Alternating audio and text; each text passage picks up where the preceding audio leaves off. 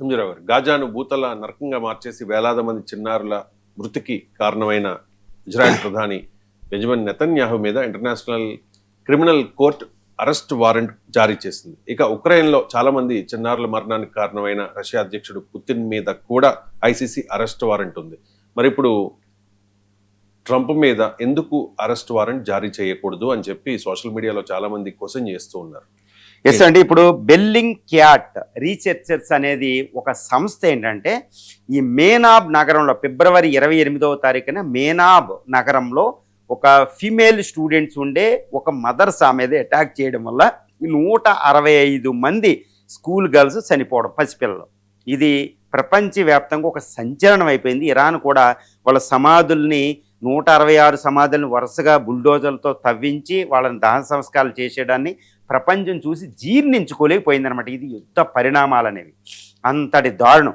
మరి ఇదే విధంగా ఉక్రెయిన్లో స్కూల్ చిల్డ్రన్ని రష్యా తరలించుకుపోతున్నాడని 2023 మార్చిలో పుతిన్కి వ్యతిరేకంగా international criminal court ICC arrest warrant జారీ చేసింది.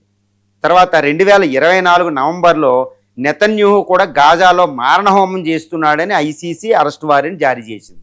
అంటే బెంజమిన్ నెతన్యాహుకి పుతిన్ మీద అరెస్ట్ వారెంట్ జారీ చేసింది. మరి ఇప్పుడు ఇరాన్లో స్కూల్ చిల్డ్రన్ 166 మందికి సావు కారణమైన మరి ట్రంప్ మీద కూడా ఐసీసీ అరెస్ట్ వారెంట్ ఇవ్వాలి కదా.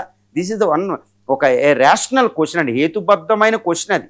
ఎవరైనా ఈ ప్రపంచ న్యాయ సూత్రాలకు అనుకూలంగా ఉండాలి. మరి అమెరికా అధ్యక్షుడు ఏమంటున్నాడు, అసలు ఇరాన్నే మిసైల్తో పేల్చేసుకుంది కానీ నాది కాదు అని ట్రంప్ చెప్తున్నాడు.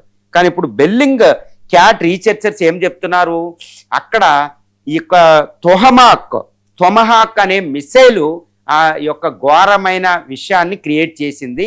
ఈ తొమహాక్ అనే మిసైల్ అనేది ఇజ్రాయెల్ దగ్గర లేదు కాబట్టి ఇజ్రాయెల్ దాడి కాదు, ఇరాన్ దగ్గర లేనే లేదు. ఆ మిసైల్ ఒకటే యుఎస్ నేవీ దగ్గర ఉంది. ఇది హర్పూన్స్, తొమహాక్ అనే మిసైల్స్ అమెరికా దగ్గరే ఉంది. ఆ ఫోటో ఆకాశంలో తగలడం ఇవన్నీ మనం చూస్తున్నాం అనమాట.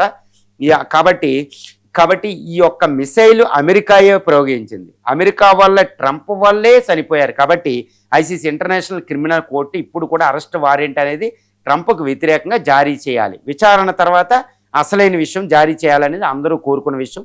ఒక పుతిన్కి బెంజమిన్ నెతన్యాహుకి భారతీయ మిత్రురాలకి ఐసీసీ వారెంట్ ఇచ్చినప్పుడు అమెరికా కూడా ఈక్వల్ జస్టిస్ ఫాలో అవ్వాలి కదా. అది ప్రపంచ మానవాళి కోరుకునేది, ప్రపంచ దేశాలు కోరుకునే అతిపెద్ద విషయంగా చెప్పొచ్చు.